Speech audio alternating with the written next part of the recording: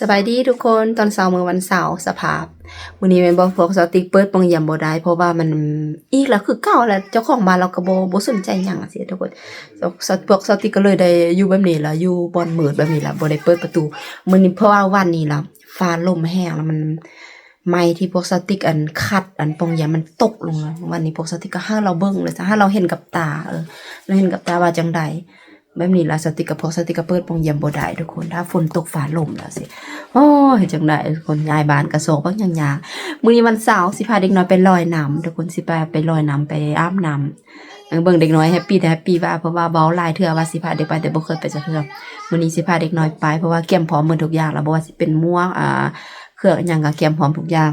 มื้อนี้ฝนตกแต่ว่าสัญญากับลูกไว้แล้วว่าบ่ว่าฝนตกฟ้าแดดมีอันพายุแล้วได้ก็สิไปว่าซั่นแล้วก็เลยโอเคสิไปตอนนี้ 11:00 นแล้วสติกยังบ่ได้ล้างน้ำยังบ่ได้นั่นเด้อสิเฮ็ดอาหารให้เด็กน้อยแล้วก็กินข้าวเพราะว่าอันสระว่ายน้ำเปิด 1:00 นจังซี่นะเปิดแต่มื้อนี้เปิดแต่ตอนสายปกติ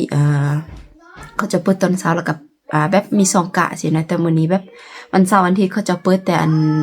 ตอนแลงบ่แม่นตอนแรกเนาะต้องอันเปิด 1:00 น 5-6 โมง6 ชั่วโมงสบายสิลิ้นสิพาหาเด็กน้อยลิ้นสุดยอดเลยมื้อนี้ไปล้างหน้าใส่เสื้อผ้าก่อนสติกสิพยายามเอาบรรยากาศมาให้ทุกคนเบิ่งท่าว่าเฮาสามารถถ่ายคลิปวิดีโอได้ว่าซั่นซะว้าสิหลอดอยู่บ่ทุกคนหนาวแท้นะว่าไปพาเด็กน้อยไปลอยน้ำกัน 1:00 นแล้วเดี๋ยวนี้เบิ่งเฮ็ดหยังก็พอเพิ่นอยู่ในการาจสติกกินมาม่าเมื่อกี้อันหญ้าอยู่อันนี้บักหลายๆ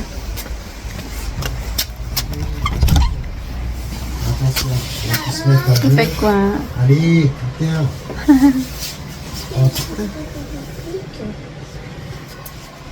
Ça marche, maman? Ça va? Quoi? La lenteur du truc. แดดมาละหนาวบ่ หนาวอ่ะมีแดดละเดี๋ยวฝนสิมาอีกเหรอ No.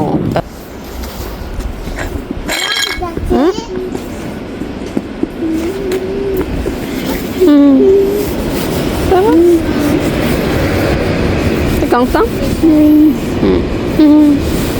Ça va. Est-ce que c'est Ouais, tu as longtemps ça. maintenant? Non, tu as déjà cliqué longtemps. Non, tu peux voir? Non, c'est trop. Qui voit dans ta photo? Allez, tiens, d'accord. Tiens. Photo. 2, 3. C'est parti. J'ai Katisha, tu as si tôt là. Oh, Katisha, putain. Vous êtes prêts? Oui. Ouais. On va aller où là? Piscine. Oh là là. Encore. Piscine.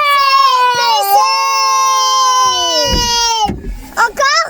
ลอยน้ำภาษาลาวบ่ภาษาลาวเป็นบ่ลอยน้ำไปลอยน้ำ Piscine. ไปกันนี่บ่อยากเว้าภาษาลาวสิ bisa ไปลอยน้ำเร็วนี่บ่ Bailoi nam.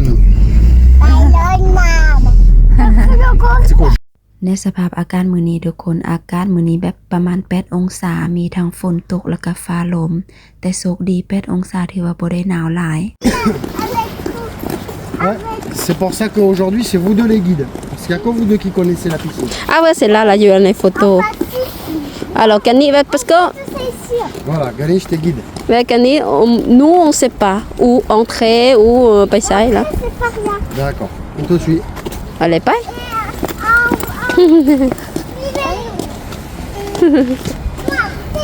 Katisha.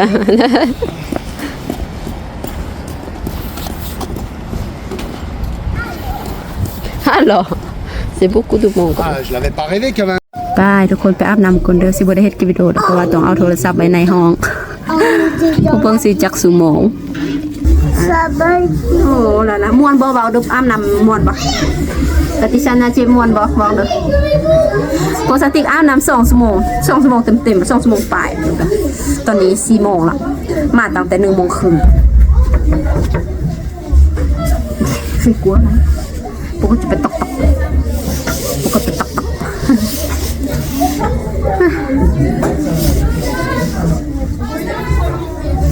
คนบักหลายๆตอนที่มาน่ะบ่ได้หลายปานใดมีประมาณ10ปลายคนแต่ว่าตอนนี้เนาะเป็น60 70เต็มหมดแล้ว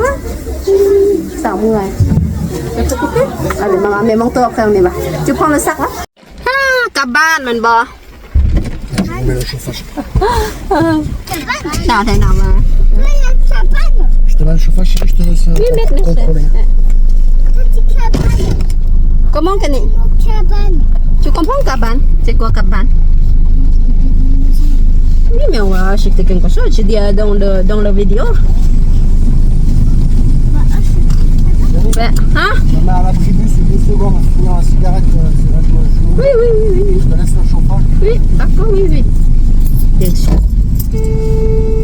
ก็คือสติกพอสติกมา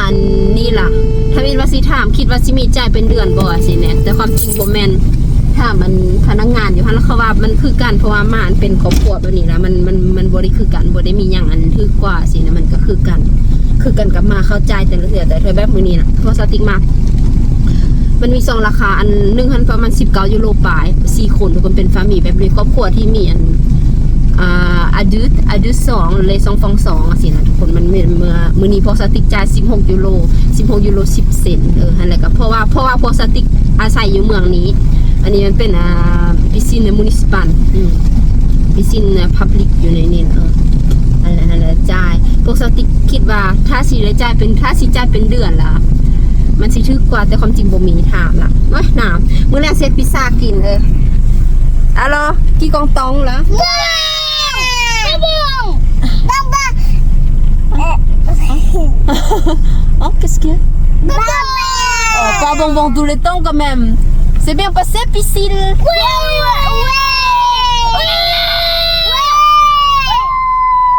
Non, j'aime pas trop ça. Parlez normal, s'il vous plaît. C'est bien passé?เพราะว่าเขาบ่อยากหนีส่งมาเข้ากับเมื่อยสิเนี่ยเขาก็เมื่อยแล้วก็อยากกลับคนหน้าเลยเนาะเมื่อยแล้วก็อยากไปว่าเด็กน้อยบ่อยากหนีก็เลยโอเคไปเฮาสิไปซอกซื้อหยังอยู่ตามห้างแล้วก็หาเลือกเอาขนมคนละถุง ก็เลยสิพาเขาไปสต็อปกันไปหยุดขนมไปซื้อขนมเบิ่งคนก็เต็มมาแท้ว่าทุกคนขย้อนคณะนี้เป็นครั้งแรกที่มาเพราะว่าอันปีนี้แล้วพอสติกลูกทั้ง2คนและยายแล้วเป็นเวลาที่สิเฮ็ดกิจกรรมหลายอย่างสิล่ะเด้อทุกคนลูกชายคือกันอาทิตย์หน้าเขาสิไปลองอันเห็นซกมวยเขาจะเอิ้นว่าจูโดสิมันว่าบางทีสิทั้ง2คนลูกสาวถ้าลูกสาวมักก็ไปทั้ง2คนน่ะสิเนี่ยเป็นเวลาที่เด็กต้องเรียนทุกอย่างคือสติกเคยเว้าตลอดแล้วสิไปแบบ 2-3 ปีหลังโอ้สิไปใส่ก็ไปบ่ได้เพราะเด็กยังน้อยกายอันสงสารเด็กปีนี้เป็นเวลาที่ลูกแล้วแบบลูกชายก็อายุ6 ปีปลายแล้วสิลูกสาวก็44 ปีปลายแล้วเป็นเวลาที่อันโอเคไปใส่ก็ได้สิมีกิจกรรมอันนี้กิจกรรมครอบครัวก็แบบนี้นะมาลอยน้ำกับเด็กเรียนลอยน้ำได้แล้วสิบ่ต้องเป็นห่วงหลายอันแหละก็เลยสิเฮ็ดหลายอย่างปีนี้สิมีหลายอย่างเฮ็ดบ้านมื้อหน้าแล้วถ้ามีโอกาสสิลองไปศึกษาเบิ่งอันไปลินสกีแล้วบ่แม่นสกีสติกบ่ซังสิว่าสเก็ตบ่ซังสิว่าไปย่างอยู่น้ำแข็งแล้วนะทุกคนแต่อันนี้แล้วเควินว่าไปกับเด็กน้อยยานสิยานเด้เพราะว่าถ้าแม่นเราคนเดียวเป็นอยู่แล้วคนเดียวเบิ่งลูก2คนบ่ได้สินะทุกคนเพราะว่ามันขี้เนาะมันยานมันแบบอันเฮาเยี่ยมมันเป็นมีดอ่ะสินะเควินว่าเพราะสติกเฮ็ดบ่เป็นแล้วสติกย่างบ่เป็นนะนั่นแหละก็เลยว่ามีหลายอย่างเฮ็ดสิเด้อคนก็หลายเท่าเด็กน้อยเมื่อกี้อันแค่นี้เจอในคู่อีกแล้วเจอในคู่แต่ละเจอในคู่เก่าแล้วตอนอยู่อนุบาล2อนุบาล3ปีกายไปซอกซื้ออาหารอยู่ในห้างหน่อยนึงไปสต็อปอยู่ในห้างไปซื้อมื้อแรกเซตพิซซ่ากินหนาวแท้นะว่าบ่ได้แล้วนี่ อันแหละทุกคนมื้อนี้ก็ผ่านไปโดยดีหลังจากที่ไปลอยน้ำกลับมาแล้วก็พาลูกไปเลาะห้างได้น้อยนึงเพราะว่าสิไปซอกซื้อเครื่องมาเฮ็ดพิซซ่าเพราะว่าเด็กน้อยทั้งลูกทั้งผัวคิดว่าโอเคอยากกินพิซซ่าว่าซั่นซื้อพิซซ่าที่เขาเจ้าแซ่แค่มากินกับบ่แซ่บต้องให้แม่เฮ็ดเพราะว่าสีมือแม่เฮ็ดแซ่บอันนี้ก็ในระหว่างที่ท่าแป้งพิซซ่ามันเป็นนะทุกคนถ้ามันฟูก็พากันกินชีสลิ้นสติกก็กินบักหลายๆรู้สึกว่ามันแซ่บละชีสตัวนี้กินแล้วแบบมันรู้สึกเต็มรู้สึกว่าอิ่มท้องที่สุดเลยเควินเพิ่นก็เอาใส่ในข้าวจี้เฮ็ดเป็นแซนด์วิชกินแต่ว่าลูกชายเสียดายบ่กินแต่ว่าลูกสาวกินทุกอย่างแน่นี่ก็กำลังเตรียมเครื่องพิซซ่าทุกคนท่าแต่แป้งให้มันฟูแน่ทุกคนอันนี้เป็นข้าวเหนียวทุกเทื่อที่สติเฮ็ดข้าวเหนียวแล้วก็สิได้ทิ่มแบบนี้แต่ละเทื่อเฮ็ดก็กินบ่หมดเหลือประมาณนี้เหลือบักหลายๆแต่มื้อนี้สติสิบ่ทิ่ม